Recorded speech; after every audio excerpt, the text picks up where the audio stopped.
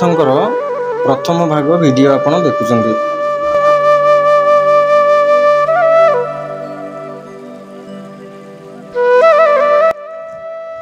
नमस्कार आज्ञा, जितेन्द्रपति नना वीडियो को आपन को स्वागत।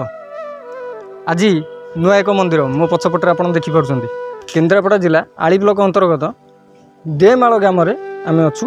आपण आज नुआ मंदिर दर्शन करेंगे। चलतु नना सहित कथा हाँ एवं आपण मंदिर देखिले आपण सब कुछ जानीजे। मत बेसी किसी कहू पड़ोनी। आसतु जा।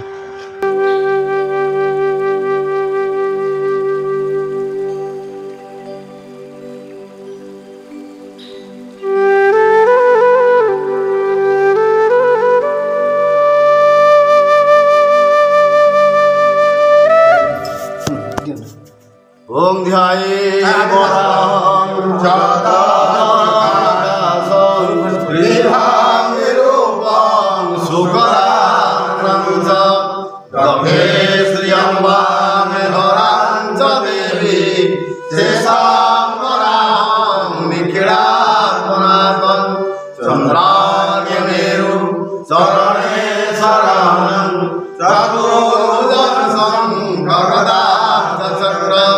विचित्र रूपं रिपुनाशयेतु कृष्ण स्वरूपं प्रणमामि देव।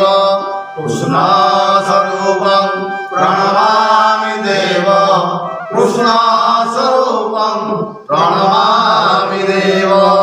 दशा पद्माशास्ता विपुल कटिकटि पद्मभद्राय गंभीरा वर्तना वेदन हरणमिता शालावतोर्या जालक्ष्मी दिव्यारूपै मणिगण घटितै सामपिता हेमकुम्भै सानिध्या पद्मस्था मम वसतुरे सर्वमाङ्गल्यरूपा धारमूर्तिं धीरधारं शेषाप्तिकन्धे बपुषे वराहं नाथ सुमेकं मम प्राणनाथ त्वमेव श्यामं हरिशुक्राख्यं त्वमेव श्यामं हरिशुक्राख्यं त्वमेव श्यामं हरिशुक्राख्यं वंशानि भूपं कमलाविलासं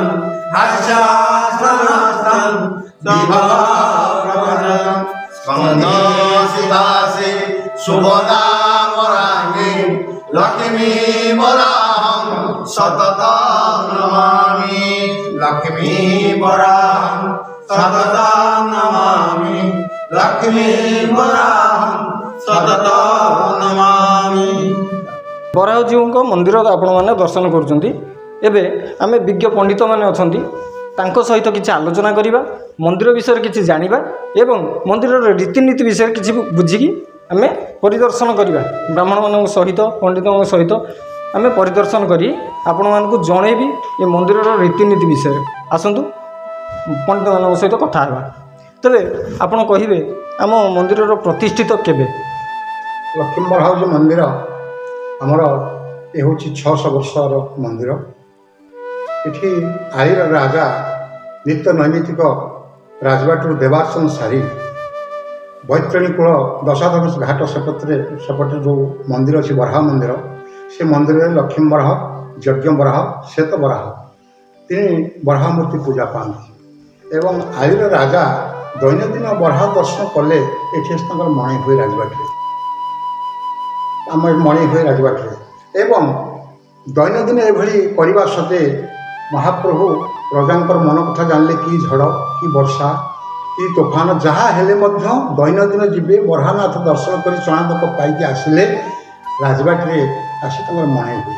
एभली कष्ट ठाकुर सही पारे रजांकर स्वप्नादेश है राजन तो ये कष्ट पानी मु तो राज्य को जीवी सेठारे मोर दैनिक दर्शन करी एवं तोते गोटे सर्त मानिया पड़ो यही दिन तू आसबू मु तो सांगरे जीवी मो नुपुर शब्द तू जानबी जे मु तोर पछे पछे जाऊँगी एवं पछू कौटी चाहबुनि जो पछू चाहबू मुझे रही।